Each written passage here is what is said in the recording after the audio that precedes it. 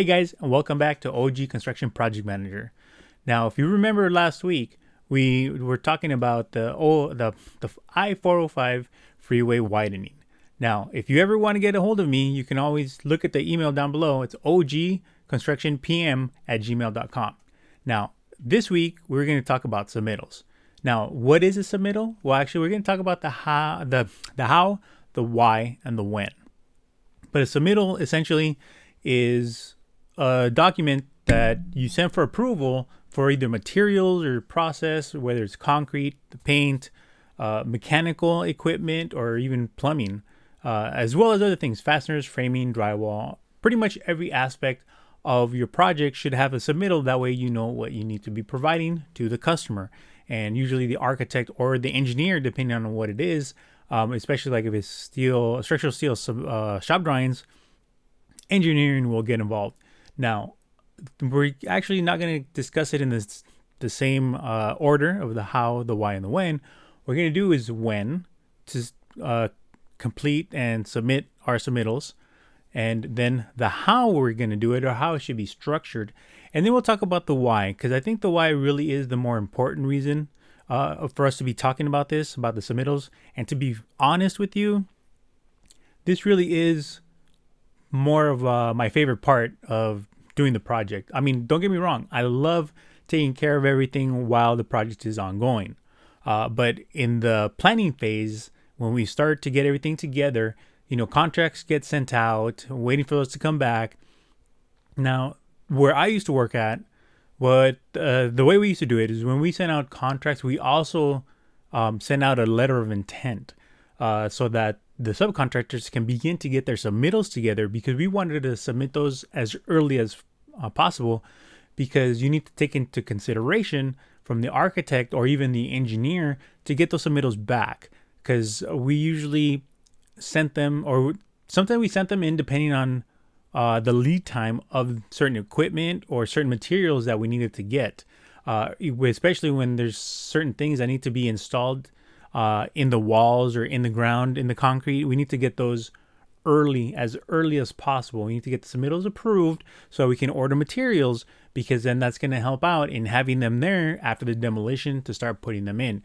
Like I said, anything in that right after demo that needs to go into the walls after we built the walls, or in the ground when we're going to pour concrete, certain things like that.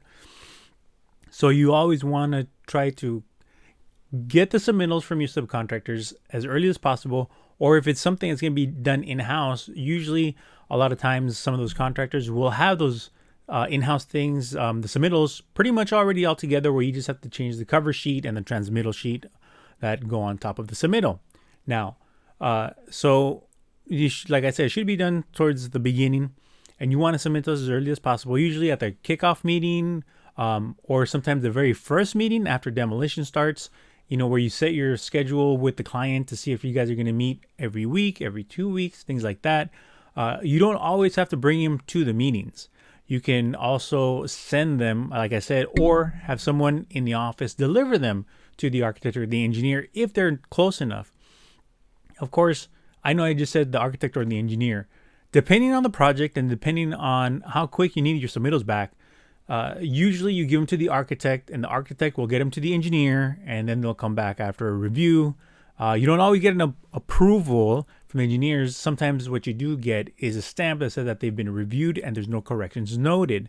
So in which case you can continue forward, which is kind of, I don't know, I just don't like it, because you're not getting an approval.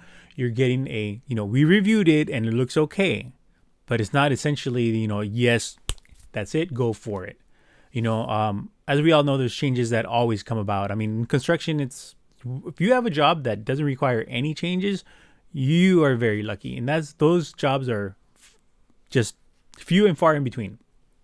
But anyways, back to the submittals. So when always at the beginning of your project, because that's going to not only help you start the project early, but it helps you further on down. You're going to be referring to the submittals quite a bit as the job progresses.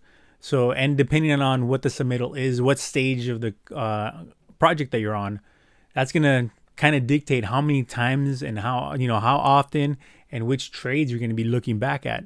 And it depends on the type of project that you're also dealing with, and it depends on the authority having jurisdiction. Now, my company, we did a lot of hospital work. We dealt with OSHPD quite a bit.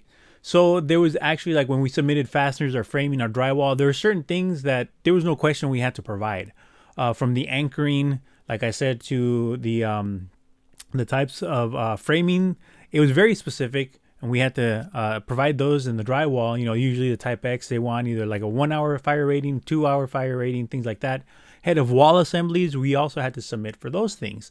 The anchors, we actually submitted not just anchors, but we actually had a submittal that was fasteners, where it included screws, bolts, nuts, anchoring systems, whether it was the chemical anchoring or mechanical anchoring.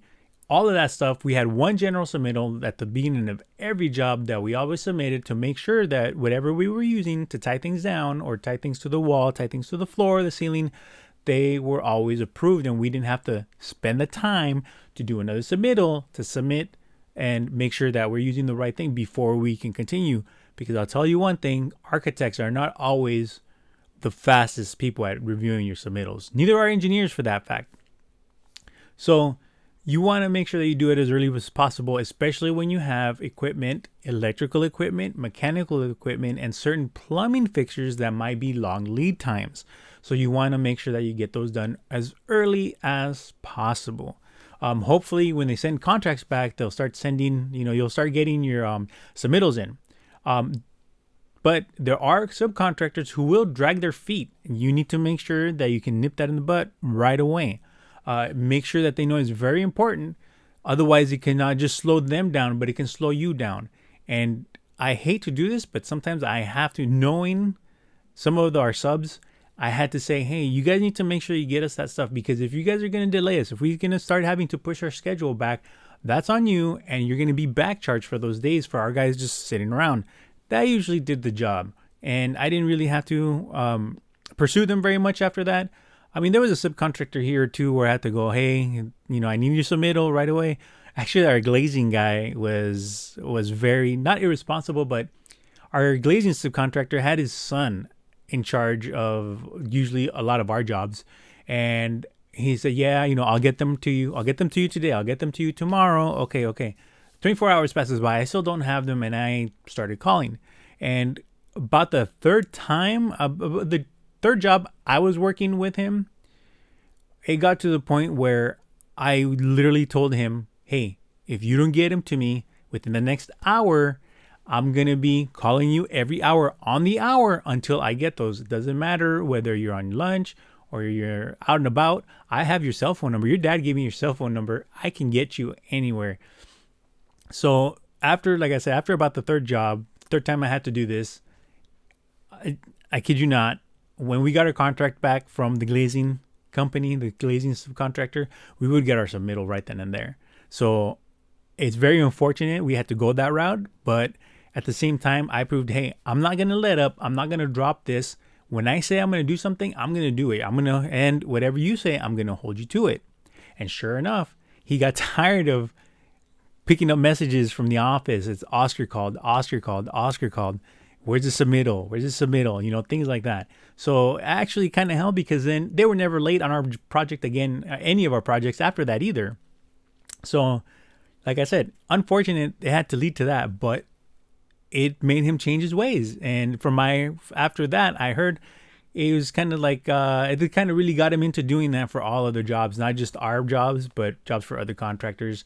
And it actually was a better relationship with him, and I could trust him more often whenever I needed. So like I said, there's going to be times maybe not as a PM, but as a PE or your assistant PM, you're going to have to tell him, where's my submittal? Call him again. I need that submittal right now. We need to turn it in so that we can get that stuff, because the lead time is too long that they're going to delay us if we wait another week. So we have to make sure that all of our submittals from all of our subcontractors are in on a timely basis or in a timely manner, so that the architect has enough time to review it and make any comments and get them back to us, because the last thing you really want to do is for a submittal to go round and round and round and not really, it take up too much time, or by the time you get the submittal and you get your stuff ordered, and now, hey, you know what? We're gonna be behind 2 weeks, and then it's on you to either get those 2 weeks back or somehow, I really don't like blaming people and say, hey, the architect messed up, but no, because it's on you. You are supposed to manage the subcontractors. Your major responsibility as a PM is to manage pretty much the iron triangle. You need to make sure you come in on budget. You need to make sure that everything is there that they asked for in the scope of work, and the schedule. Everything's on time, right? Yes. Time, cost, and iron triangle. Time, cost, and scope. Okay? So, and of course, all those three things lead to quality, making sure that this job is done with as much quality as you can have, and which brings us to what I'm going to talk about a little bit later, and is why we need the submittals. So now let's get into the how.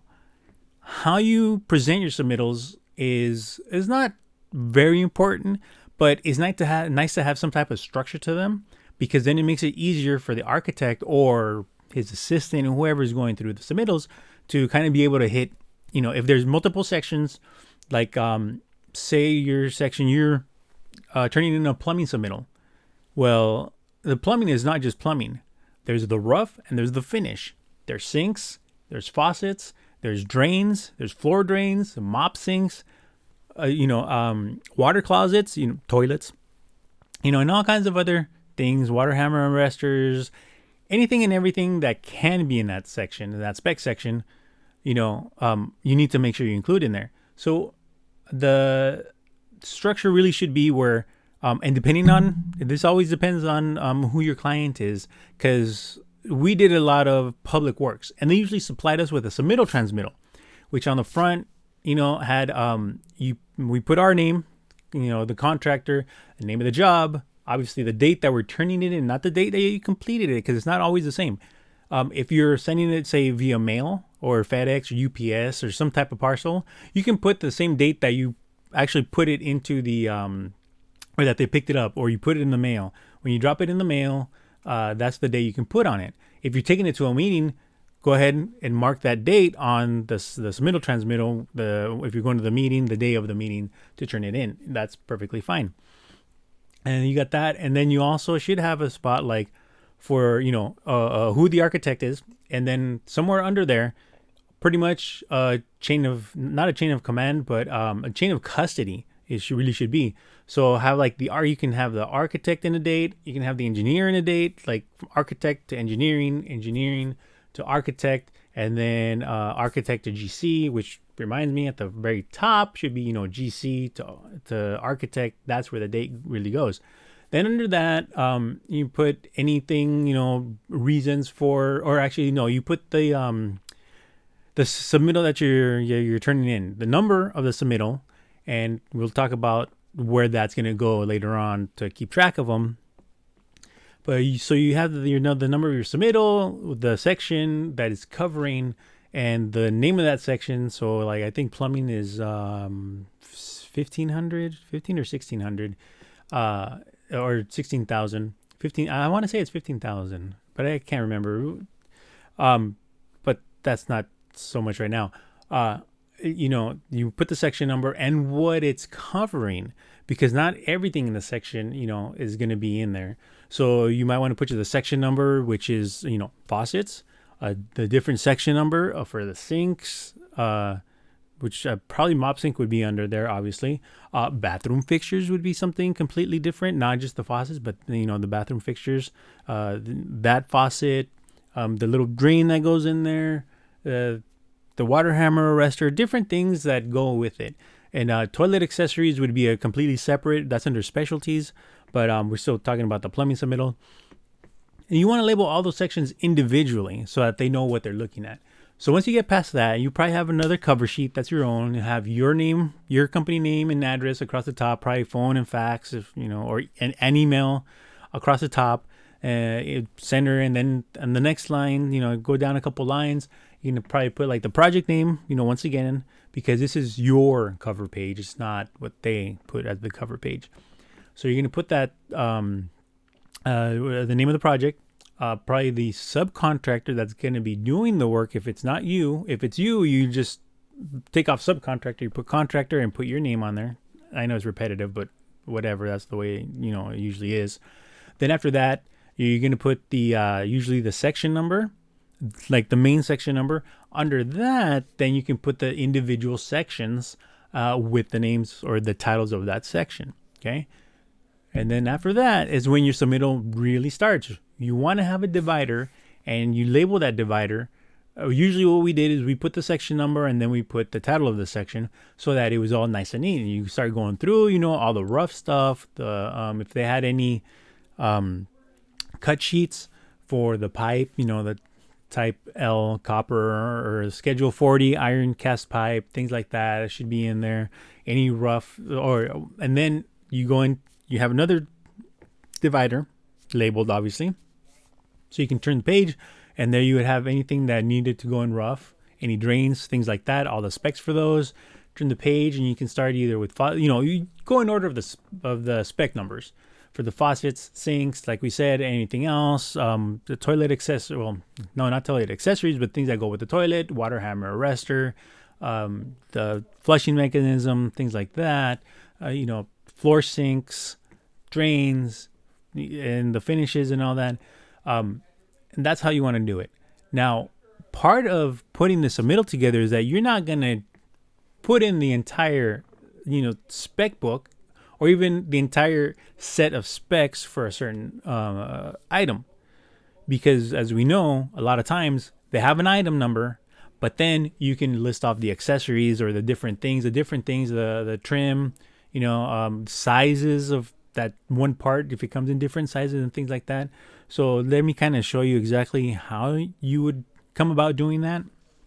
Now, here is pretty much a catalog for this one particular type of air handler. Now, as you can see, it's a train air handler. But you got, the cover, you've got things, your warranty information, things like that, until you get back here and you start actually seeing model numbers and specifications.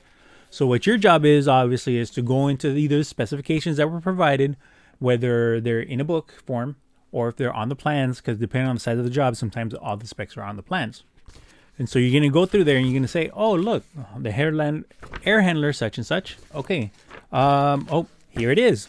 So what you want to do to avoid confusion, you need to highlight or somehow do an arrow, a box around the particular model that you're going to be ordering, or that, obviously the HVAC contractor, if you're not doing it in-house, which I don't see a lot of them doing, highlighted somehow. It needs to be pointed out so that whoever's reviewing them can easily find what you're actually going to be providing.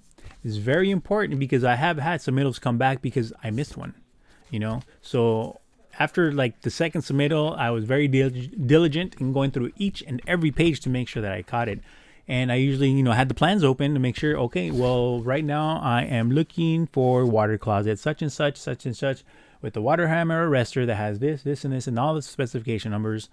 And I have to find it in here or in their catalog, cut the whole thing.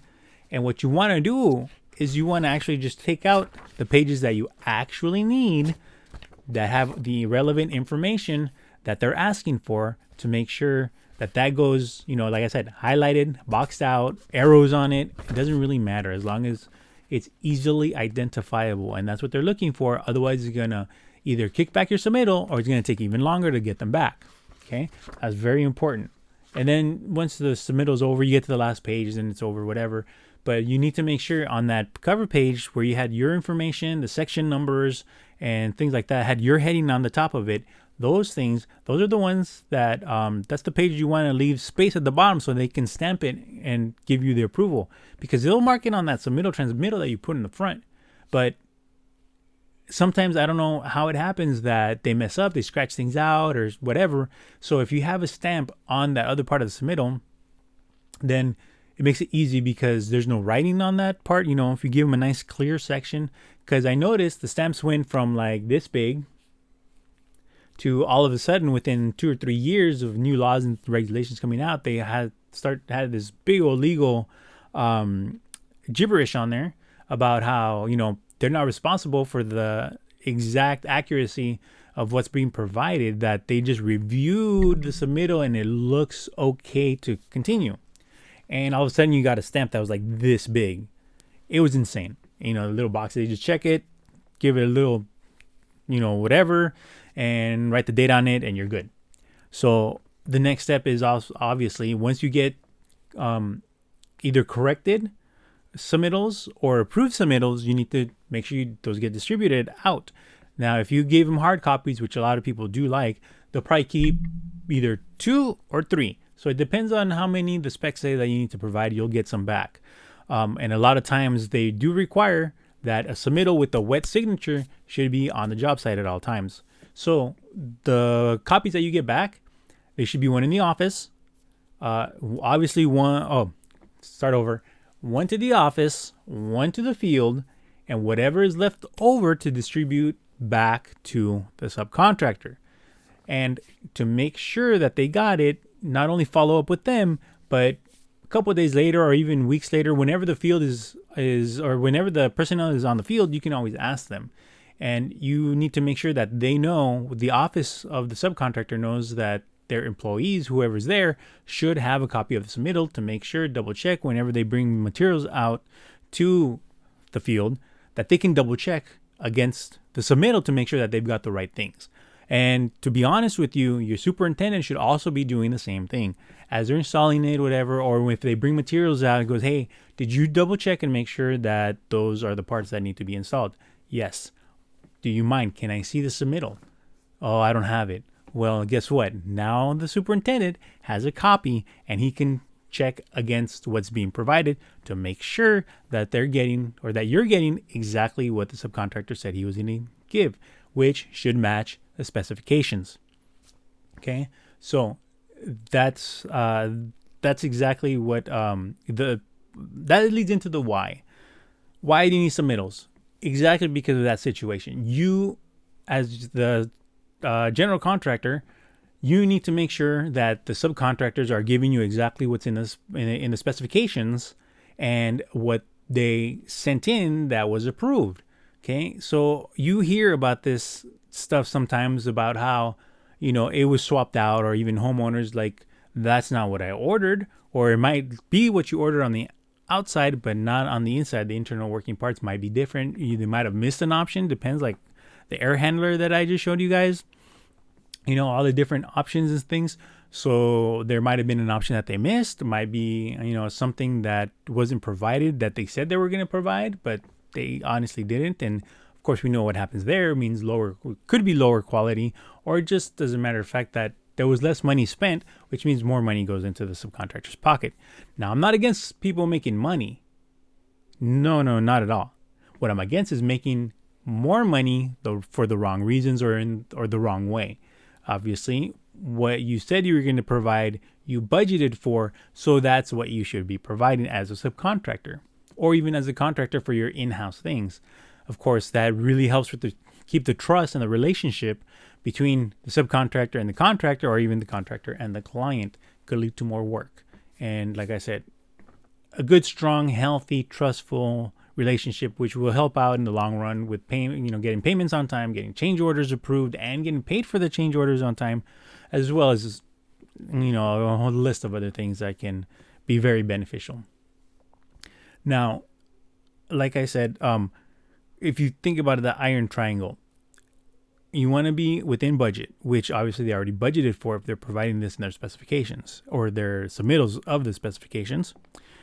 You want to make sure you keep your schedule by getting this stuff done early and looking to see who has long lead times. You can make sure that your materials are ordered early enough where they can be there on site at the right time so that they can be installed when the time comes. And then the scope. Once again, the scope says exactly what needs to be provided, the scope of work.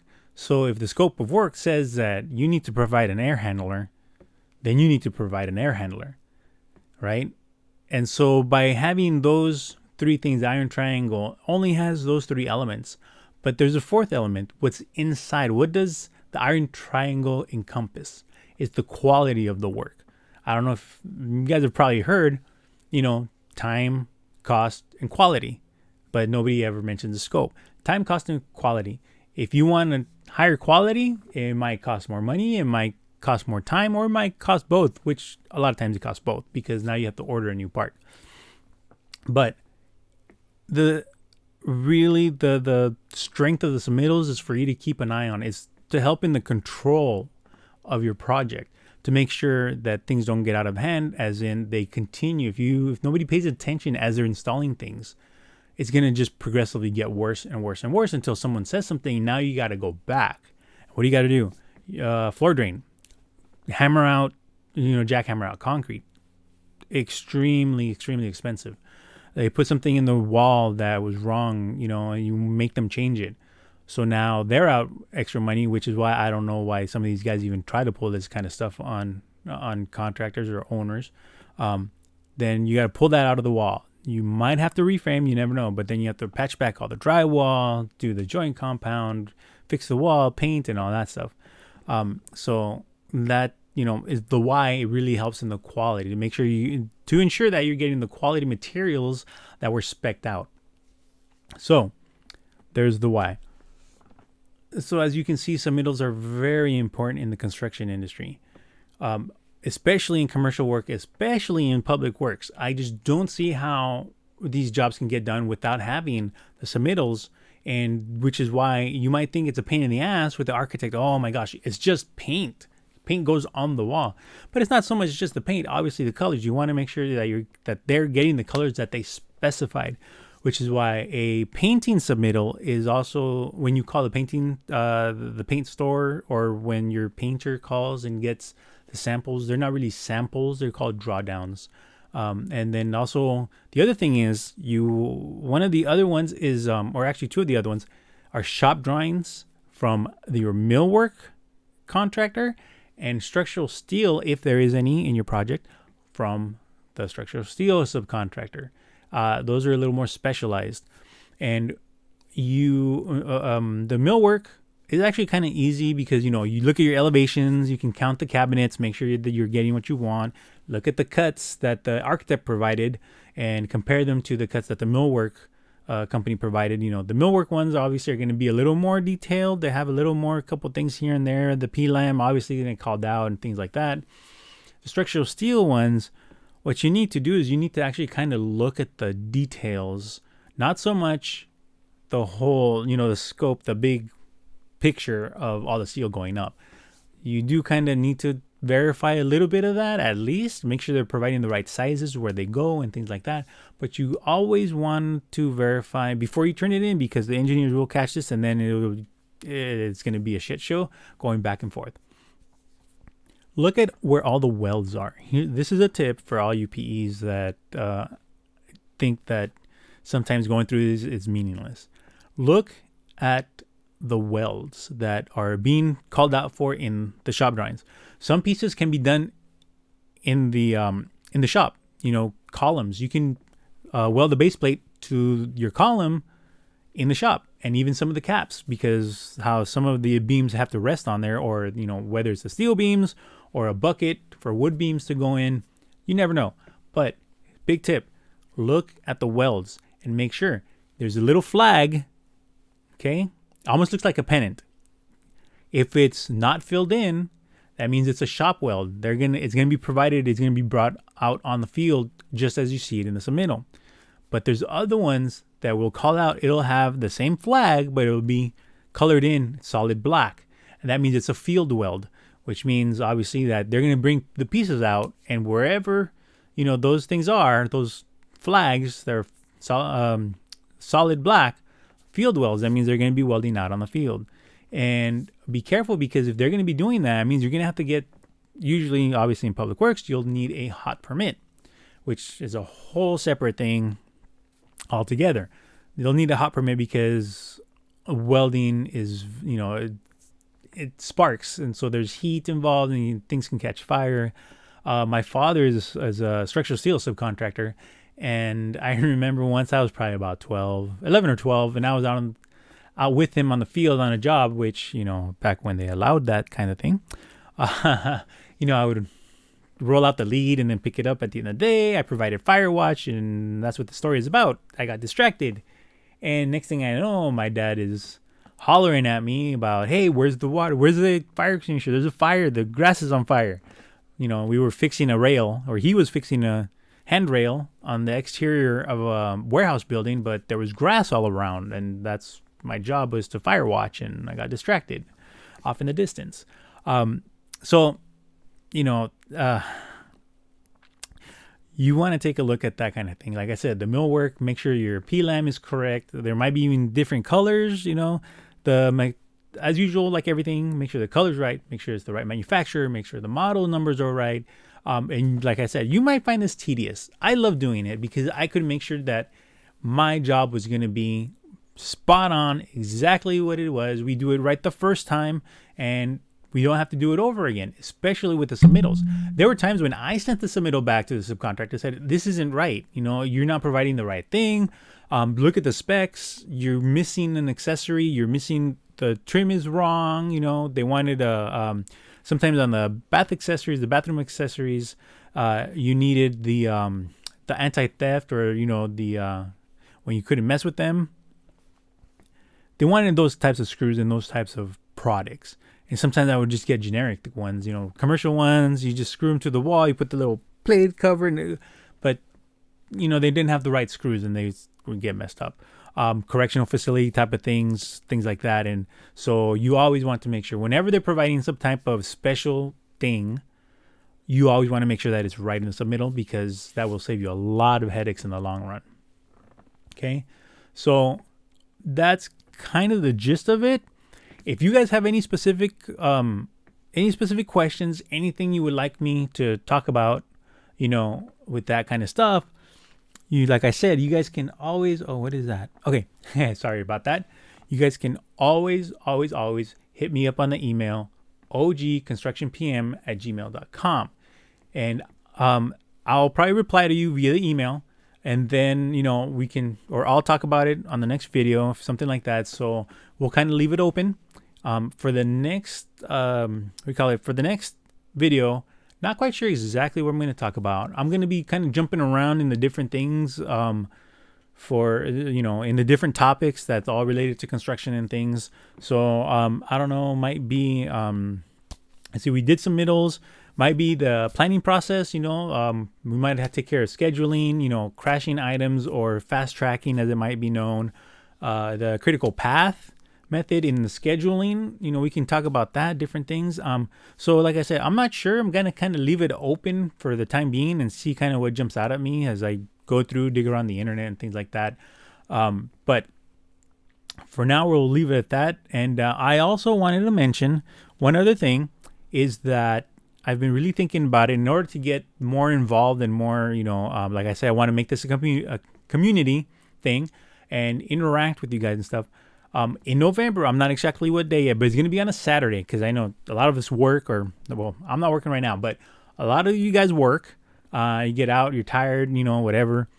I understand. So unless someone really would like for me to stream during the week, I'm going to be streaming on Twitch. Like I said, I'm not exactly when. Right now, the plan is to stream on Saturdays, and it would probably be from 4 to 5 in the afternoon, so that it's before dinner, after lunch, before dinner, and it's on Saturday. Although I'm thinking about maybe also doing one on Sunday. We'll see how it goes. Maybe at first we'll start off slow. I'll do on Saturdays, and if it need be, if someone wants to talk about if they've got a job going on and they really need advice for something, I might hop on and do the live stream on Twitch, and I'll probably send out a tweet. So check out at the end of the video. You'll see my email again, and you'll see the Twitter. It's at capital OG_C_PM, all in caps. You can tweet me, and like I said, I'll probably reply back to you. If it's something urgent, let me know in there. Let me know in the email, and I can address it. Hop on Twitch, or heck, we can even Zoom call if you want to do something like one-on-one to give some advice or bounce ideas off of each other. I'm open right now. So it's something that I would like to offer my knowledge. And, like I said, I want this to be a community. If a lot of us can get together on a Twitch stream, in the chat and offer advice to each other and things like that. So like I said, it'll probably be sometime in November or in December. I'm not exactly sure because of the holiday, the Thanksgiving coming up and all. Some of you might be taking the week off and not want to think about work. And I completely understand. I've been there, So with that, I would really appreciate you guys to check out the Twitch stream. And you can go to CPM Zone. Stands for the Construction Project Manager Zone. And you just saw the logo here that you'll be looking for, the little circle. It's pretty much CPMZ. You'll see it in there. And you saw the square. That's pretty much the background that you'll be looking for. The wallpaper. It says the Construction Project Manager Zone. And if you want to email me for that email is going to be tcpmzone@gmail.com. And probably in the next video, I'll have a little slide there. But I'll definitely put it in, the Twitch. And I'll tweet it out to make sure that everybody knows, especially when I decide exactly when I'm going to start it. Because I think it's very important to have a community where you can feed off of each other, bounce ideas off of each other for certain things. Or if you're not sure how to handle something, maybe someone has dealt with it before and they can give you advice, and that way we all learn as a community all together, all as project managers. And we really shouldn't limit this to just construction, but not just practicing project managers or practicing PEs. Anyone who wants to get in the industry, who is thinking about becoming a project manager in the construction industry or in any other industrial industry for that matter, they want to kind of get a taste of it. They really should, because I really do think that school is good to get the knowledge, to get the tools that you need, but there's nothing like real world application. And to be honest with you, I would rather hire, if I were in a position to hire someone that I needed a project manager, it wouldn't be just the guy with the experience, although that's a very good thing to have. Don't get me wrong. I would love to have someone with plenty of experience to hire, but sometimes the pool just isn't there. And someone coming straight out of school, they lack of the experience, but they have knowledge of all the tools that you probably are using and can actually help and streamline things more. And that's great. More efficient. You can get more work done with the same amount of time by being more efficient. And who knows, maybe you even might be more efficient and more effective at what you're doing. So that's great. But like I said, it lacks the real world experience. They'll get fluttered as soon as something different happens and they don't know how to handle it. And that's what this should be for. We should be able to learn from each other. And those who want to get their feet wet can come in here and start learning from our experiences and the mistakes that we made. Because I've made quite a few mistakes myself. And anywhere from, it's not such a big deal. It cost us a day or two to, so now we're 10 grand that we now have to find somewhere. It got that bad, guys. So I'll tell you about that, one of these days, one of these videos, I'll bring up that story and really clue you in on all the details. All right. So for now, I think we're going to leave it that way. And like I said, I'm going to leave it open, but I'll send it out in the tweet and you'll see the thumbnail for the next video. All right. So don't forget, please subscribe to the channel, spread the word about the channel, and that way, and also the Twitch, especially once I get started. And I'll let you guys know, like I said, I'll tweet it out. In one of the videos, I'll let you know the day and the time that I will be on Twitch live streaming. All right. So with that, take care, everyone. Stay safe, social distance, masks. We're still dealing, as of today, October 30th is when I filmed this. We're still dealing with the pandemic, although there's a bunch of people who don't seem to care. And some of us are still home. So we need to get rid of this. We really need to get rid of this, all right? But like I said, when you're out in the field, make sure you keep your head on a swivel. Look around. Don't be caught off guard, all right?